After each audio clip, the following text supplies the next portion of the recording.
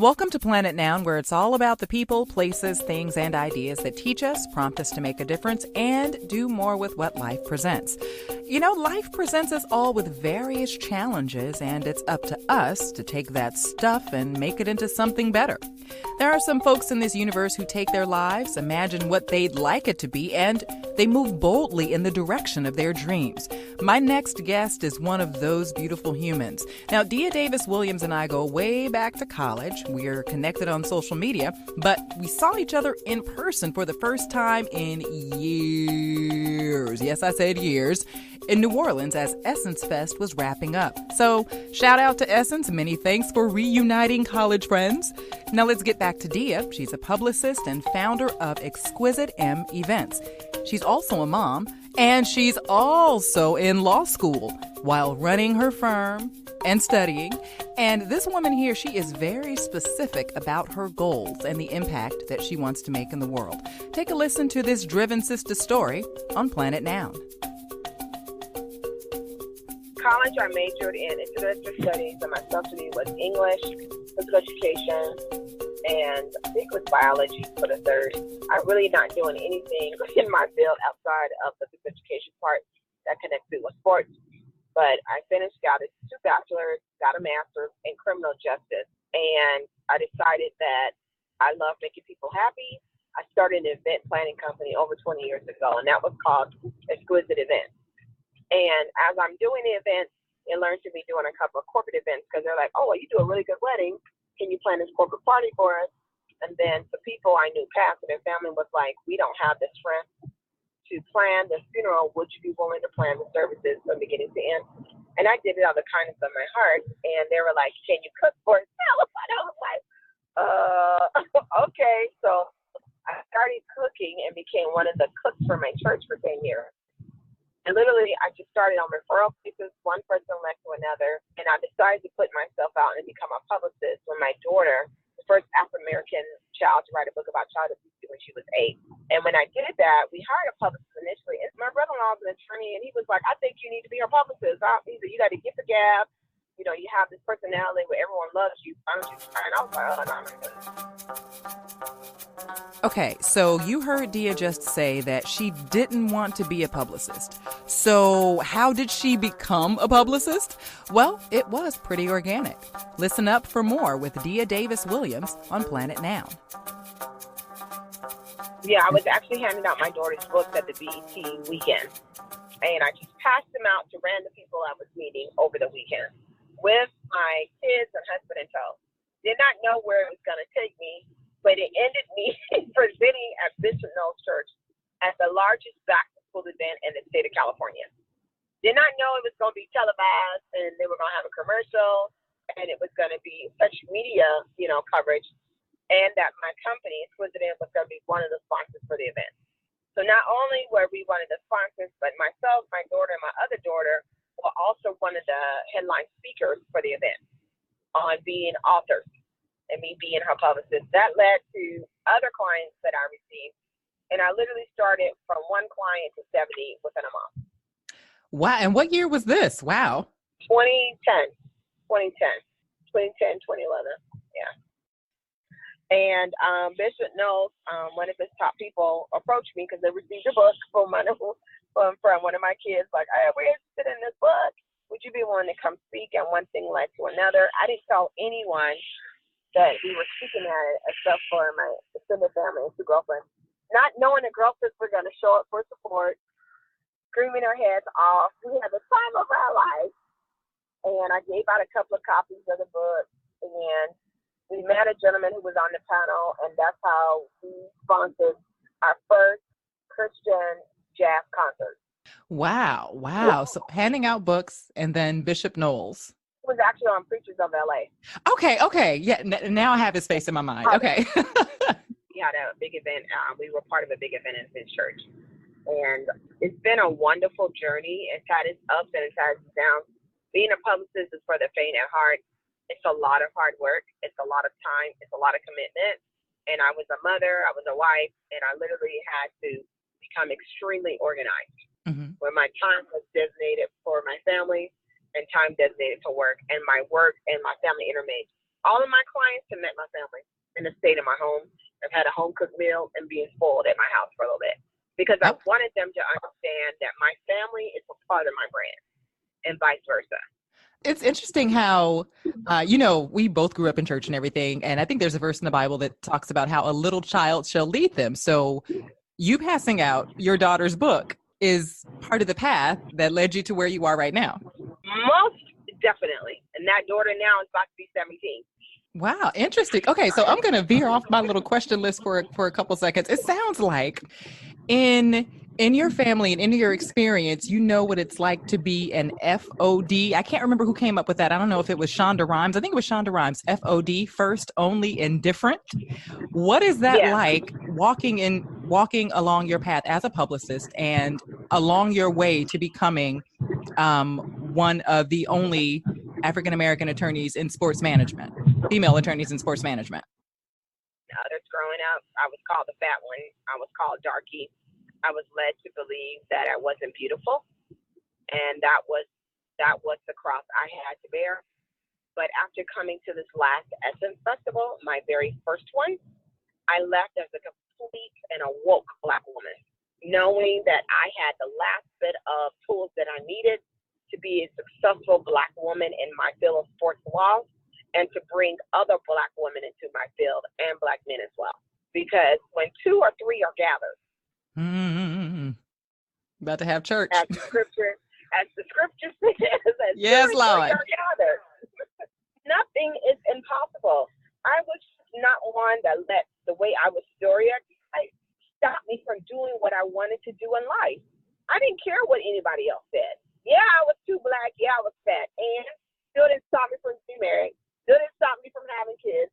Still didn't stop me from getting physically fit finally and getting, myself where I need to be now. Still didn't stop me from pursuing my dreams, all because you thought that I was fat and I was too dark. And next, you don't pay my bills, and you can't tell me that because of the color of my skin, I can't do what I want. I'm stubborn when it comes to myself and what I believe I can't do. I went back to my alma mater, I won't mention the school, and got a second bachelor's degree last year because I wanted to be a graduate of the school where my dad graduated from. Mind you, I'm in law school at the same time, and everyone said I was stupid. Okay? How did you do that? Well, I don't know how to say, because I was taking classes. But when I finished and I gave it to my dad, and the joy you could see in his face for what his daughter did for him, his child, it was worth the sacrifice of no sleep, because I literally was getting 2 hours a night from law school and taking undergrad classes exactly at the same time. And always fell at the same time. Well, so when you say you had to really organize your life. Oh, sorry, go ahead. I'm extremely organized. I do a year at a time, sometimes more. Like I have the next 2 years completely planned out. Wow. Wow. Wow. Can I be like you when I'm grown? You can, come on. I'll teach you. I even have wiggle room for changes.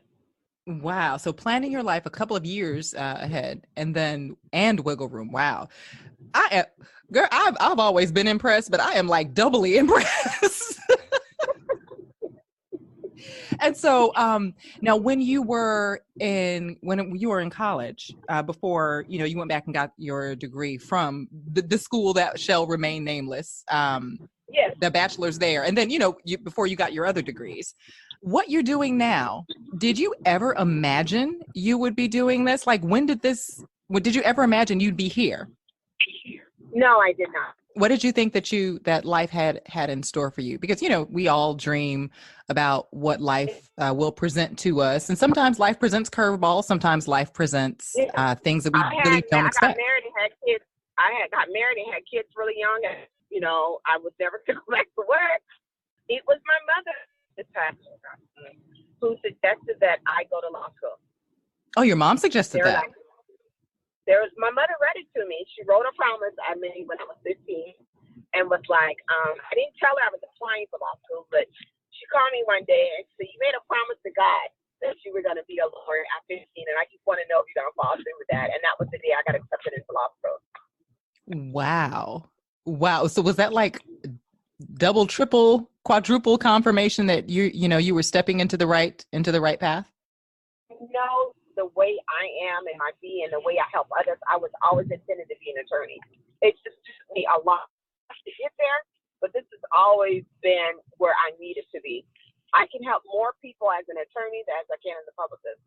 How are you seeking to help people? I remember one of our conversations that we had, because we both were at Essence Fest, and I'm so happy I got to see you there. I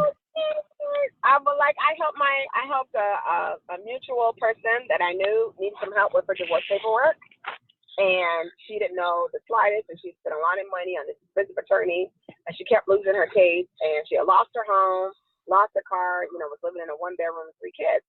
And I was like, well, let me look at your paperwork. I need practice. Did the paperwork, she submitted it, and we won our case. And she got all of her back. She got her child support reinstated to the original amount, and her spousal support she never collected, plus interest. Wow. And she was just like, oh my God, I owe you. I said, no, it's free. I said, I just wanted to know if I could do it. And that is something I'm going to continue to do for the rest of my life, where I would take 2 to 3 free cases every single year, whatever field it might be in, and represent that person for free. Wow. So that's a way of giving back to, or just helping your community. Most definitely. And they have to be a minority in order for me to help them. Mm-hmm. Because I'm a minority myself, and I need to help my own first. How long did it take you to get to that point where you were passionate and saw the need to help the African-American community in all of its forms? It took me a very long time to get there, because I always thought my Black was not beautiful. And it took, it's so funny. It was a movie, Black Panther. Black Panthers came out, and, I got all dressed up. I went to an Ethiopian role and bought a dress made in Ethiopia. And I had a beautiful necklace, that I had custom made for it. And I went to the premiere with my coworker.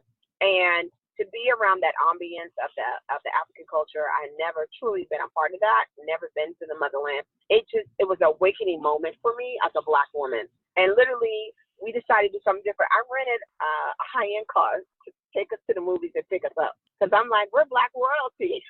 So we're not, we're Black royalty. So, we had a nice car, Black car service. Black car service with gloves to take us to the movie and pick us up. And literally, I'm walking back to the car, and there's people screaming, hey, queen, hey, queen, hey, queen, hey, queen, hey, queen. And I was like, yes, I am a queen. Yeah, you know what?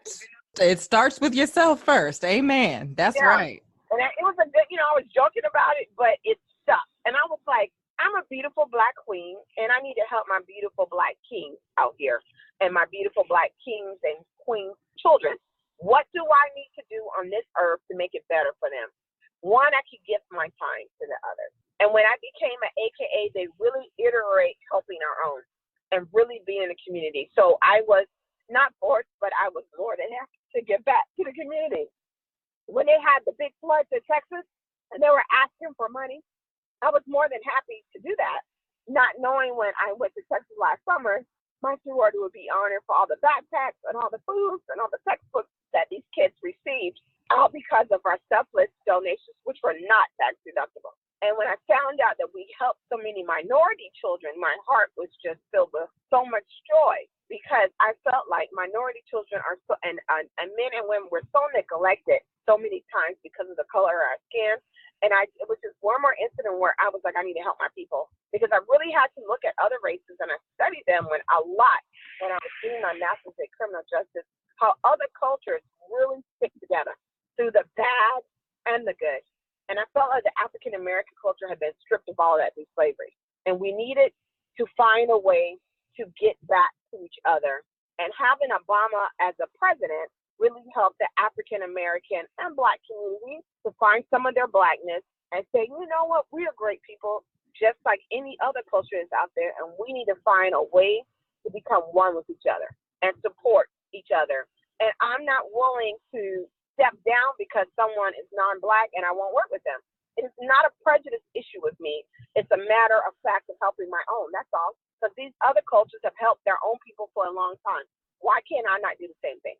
There's absolutely nothing wrong with it. Mm-hmm. I want to see my brothers and fellow sisters succeed as much as I want to see my fellow Caucasian, Latino, Native American, and Asian brothers and sisters succeed in life. But I'm just going to help my brothers and sisters first. Okay. Yeah, no, that makes sense. That makes sense. It's what I'm hearing you say is you're not anti anyone. You're pro everyone, No, but you're going to help your people first. Yes. Okay. Awesome. Exactly. So you're a busy woman. Let's talk about self-care. Self-care. Because, okay, sometimes we as Black women, we help everyone else. We help everyone else first, and then we come last. How are you integrating self-care? Have you started, or is that something you need to work on a little bit more? I started it, but it's not consistent. My self-care used to be a massage and facial every month. Every month, no matter what, 2 hours for myself. I have not done that. I've had a facial this year a few times. I have not, and I've had one massage done this year. So I feel like I'm lacking in that area. That's something I need to get better with, because life, takes control, and then you look up and you don't have time. So that's something I've already put in my schedule starting in September, where I would go back to getting my facials and my massages every single month. Every woman needs that time frame. And so is it something that I notice, going back to the fact that you plan your life in 2-year increments, so you know what you're going to do a couple of years from now, and of course there's room for wiggle room. Self-care, is that also something that you think women should put that in the calendar and make sure to stick to it? Yes, I really feel like we should, because if you don't put it in your calendar, it won't happen. You'll come up with another excuse as to why it doesn't happen. So I plan it just like it's a job. These are my time periods that you need to take care of yourself. Even if I can't get the massage and the facial, I get a bath once a week where I soak, I cut my phone off, and I play some really nice music. And that is just as relaxing to me as getting those other two. I'm a bath taker, and I lock my door. So there's absolutely no interruption for that hour. I was about to say, you have children, and everything that's yours, it belongs to them too. Yeah, so the door is locked with a key, so they have no access to my room any longer. I did that this year. I was like, I'm tired of my stuff being missing. We're done. We're getting the key on this. And they're like, I can't come in. I said, I know it's locked. If you want your stuff, if you want it, then you got to put a key on it. Yeah, that's what I did this year. They were mad. Mom, I needed a break so that your room was locked. I said, oh, it was? Oh my gosh. And so, okay, so you were talking about how work is, it's demanding, and it's not necessarily as glamorous, because I see your photos on social media, and every time I see a photo, I'm thinking, oh, that looks so awesome. It looks so glamorous. And then another part of my mind is thinking, I know there's a whole lot of work that goes into getting to whatever that point is that snapped in a picture. Yeah, they didn't see those flats that I wore up to the time you take the picture. Because once the heels come on, they got to stay on for some hours. So I'm wearing flats up till it's time to hit the red carpet with my clients. Like, okay, feet, don't wear me, don't hold me down. Don't hold me down. And they don't see that shoe bag that's in my client's, stuffed in my client's tuck. For me to slip on some more comfortable shoes. I never thought that I would be an alumni. I never thought I was pretty enough. It was my clients who brought me out. Like, I need for you to be my +1. I trust you exclusively. And I'm like, what? I need for you to come to the Grammys with me. I know desire. I've always worked in the background. Mm-hmm. And they were the ones who said, no, I need you here. When you come, we get work done. And that's how I started going to the Grammys every year. Wow. How many years have you been going to the Grammys? 3 years now. Going on 4. And so this was my first year doing a Super Bowl. Oh, okay. So I'll go to the Super Bowl. I'm already booked for Miami. Awesome. And so just to reiterate, when things look glamorous, folks, you need to remember there's glamour, but there's work behind the glamour. The glamour just does not come by itself. No, with that glamour comes getting up at 4 o'clock in the morning to get your makeup done and your hair done. It also comes being up till 3 because you're making sure all of your client stuff is set in order and only getting maybe an hour or 2 hours of sleep. It comes with sometimes your client has to crash with you and you not really having a bed to sleep in too much or having to share it. because the hotel's overbooked and they didn't tell you that their funds were tight. Yeah, people don't talk about that at all. They're like, oh, yeah, you got to go. It was so cool. Or it doesn't talk about the fact that the event ends at 3 in the morning or 4, and you're having to drive home and get 30 minutes of sleep because as a mother, you need to get your kids up at 6 to get them at school by 7:30. Wow. Nobody talks about that. But I've done all that for years and without complaining and be dog tired. But my kids need a mother. They need a parent. They need a mother. And that's still my job, even though I'm a publicist. I have gone to the Grammys many a time and have stayed up late, took clients to the airport for a 6 o'clock flight, went and got a cold red Mountain Dew, which I don't drink anymore, drove home, slept for 15 minutes in my car, woke my kids up, dropped them off at school, and then came back home and crashed the burn for a few hours, only to do it all over again.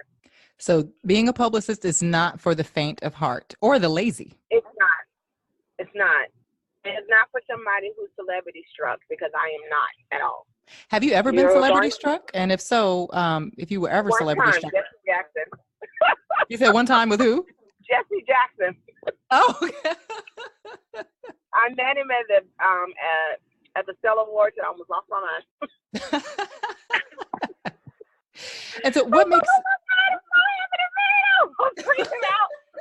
I totally fanned out. I was like, what's wrong with you? I got myself together. And he was really, really sweet. Let me take a picture with him. But I was like, you can never fan out like that again. I was so embarrassed. And so what makes you not starstruck? Is it just how you grew up, or did you have an experience or two that, led you to realize, okay. Yeah, I grew up with my dad helping to run UNCF when he was VP at Oakwood. So we met a lot of celebrities that way. So I was very comfortable with them. And I just realized that they're humans and they have bills and they act like the next person. So it's not a big deal for me to meet them anymore. And I just kind of took that on in my adult life. When I meet a celebrity, I don't fan out. I'm like, oh, hey, nice to meet you. And I keep it moving. I'm not there to disrupt the flow of things.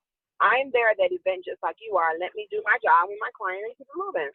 I see people, I might have seen them at events. I normally don't speak at all. I just keep my head going straight, keep it moving.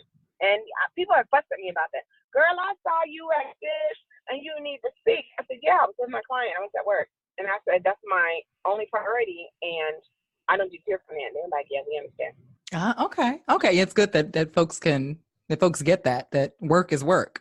Yeah, I'm not trying to offend you, but when I'm at work, that's literally what I am. If I see you, I'm probably not going to speak because I'm just focused on my client.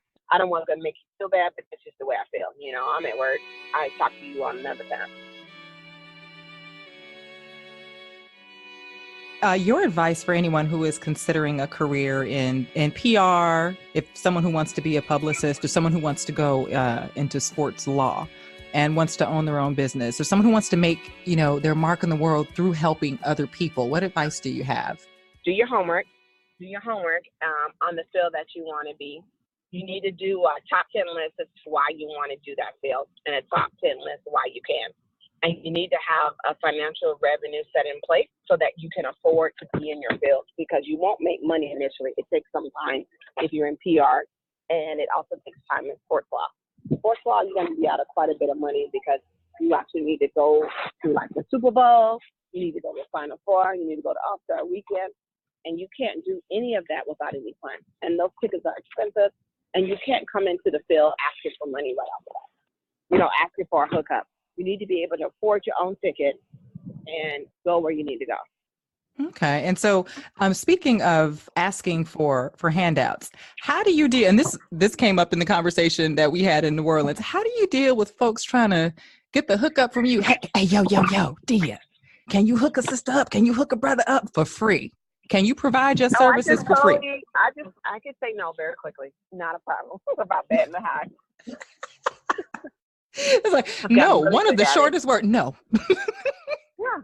And then be like, well, you're my friend. Everyone likes to use the card that I knew them for college. I could care less. What have you done for me to help my career succeed and to help make my career more forward? And if you can't do that, then you're no good for me. That totally makes sense. And especially, pairing that with the fact that your career is about helping others. Yeah, it is about helping others. I don't want to hook somebody up and then you in return not going to help somebody else out. I mean, because that's what it's all about. We're going to be a network, and I need for you to be kind, loving, and respectful to the people that I know too. I don't want to hook you up and then I found out that you cut a fool. Right. That makes me look bad. Because people do that too. You know, you get sloppy drunk. When I go to work, I'm not drinking.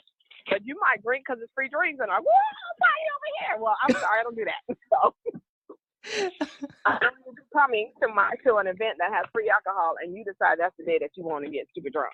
That makes me look bad. Not your brand, but my brand.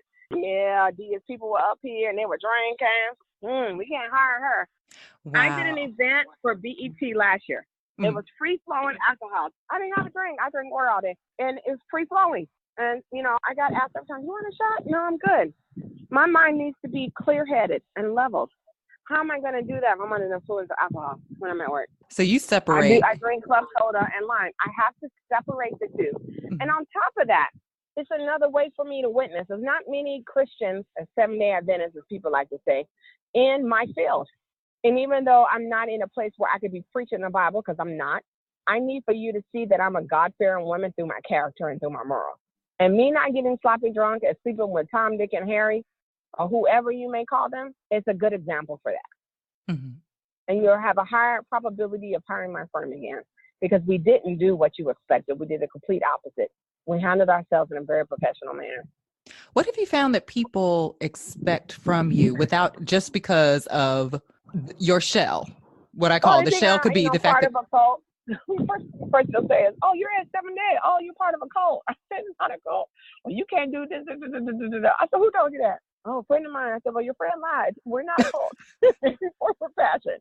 And then, you know, people don't assume that I'm professional just because I'm a female. And then when I get to an event and I'm running things, then they're like, oh, crap. So even when something goes away negative, the BT event, sponsored event was a gamers event. That's my first time dealing with gamers. My girlfriend asked me to come on and help run league. It started, girl, we had to be there 7 o'clock in the morning. My play brother came along and he helped. You know, he made good money. He didn't need to come, but he came and helped today. Girl, we were very punctual, 7 o'clock on the dot. The person over it came a little bit later. They were stuck in traffic. And there was a moment when the head person got very disrespectful to me. Rude. You know, cussing and everything else for some stuff that was happening that had nothing to do with what my job capability was. And I let her finish cussing me out. And I said, are you done? And she was like, yes. And I let her know. I said, I made an executive decision that was to protect you and to protect my firm. Are you done?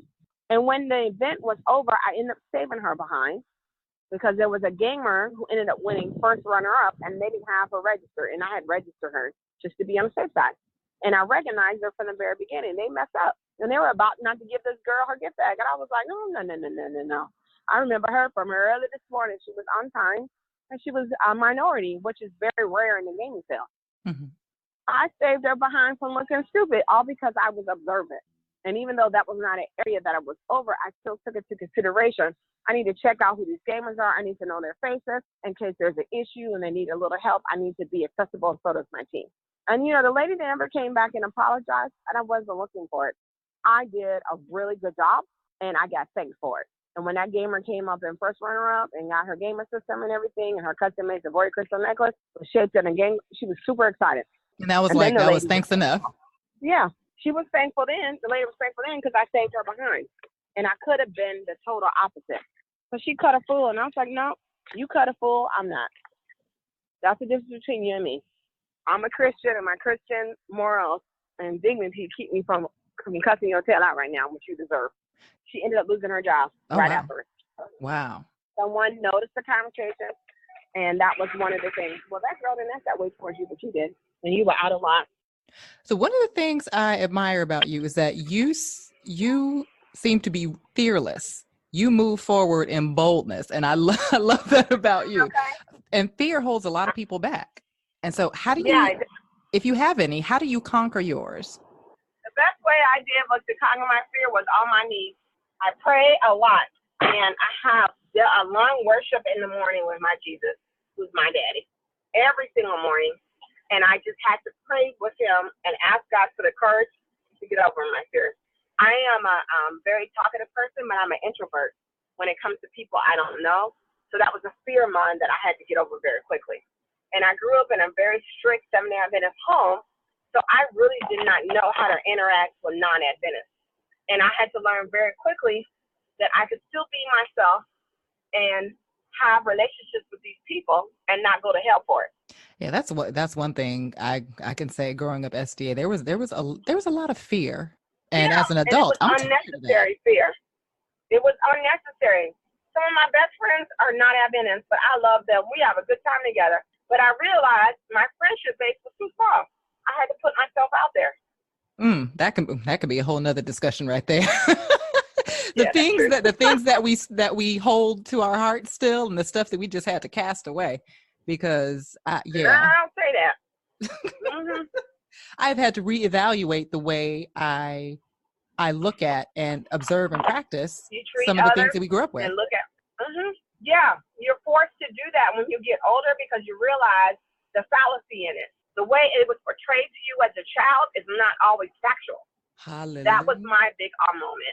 Yeah. When I read Ellen G. White for myself, and I read the Bible for myself, I'm like, oh, the Bible don't say that. I was raised that way. I went to school, and that's what they said in school every day. I said, that was all a lie? Oh, Lord, have mercy on my soul.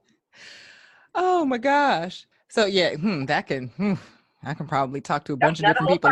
And put together a whole different episode with different guests.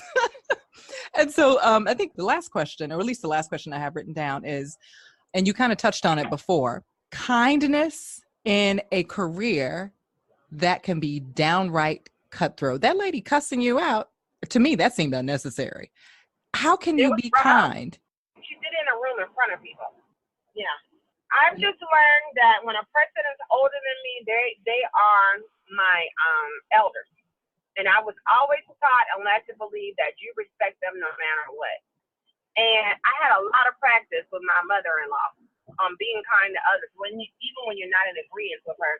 Because she had a way with her words I was not in agreement with, nor it was the way I was raised. And I had to learn very quickly to hold my tongue. Now, I'm not saying it's always the correct thing to do, but I didn't know how else to be vocal to her about the way that I was feeling and the way that she was treating me. But I also carry that into my everyday life and my career. I don't need to be ugly and beneath myself to someone just because you're ugly to me. What good is that going to do me outside of get me out of character and stress me unnecessarily? Why can't I treat you with the utmost kindness possible and throw you completely the plumb off to the point that you cussing because whatever you're throwing my way is clearly and physically not working. And maybe that will force you to change your ways because you have not unraveled me. Now, you might have unran me mentally wise, but I'm definitely not going to show that. Mm-hmm. That's not their business. I'm going to keep my cool. Yeah, I'm going to keep my cool and lose it later when I get home or to my hotel room. And I did lose it that night, girl. I was a basket case. I cried so bad because I felt belittled. The lady was non-black, and I had to go to the spa the whole day, girl, after that. I went to a spa, cut my phone off for 12 hours to just degress and depress. But wow, I didn't show her none of that. I'm human. I have feelings, and I was hurt from that. But I did not show it in that professional setting. Wow. When we were at Essence, did you get a chance to hear Michelle Obama speak? Girl, no. I wish I did. Oh, okay. I was gonna talk about the one part. Well, we've heard her say, when folks go low, the best way is to go high. Mm-hmm. And I was hoping I brought my book with her. I got a special book and a letter from her from AKAR Ivy Box that I've been saving.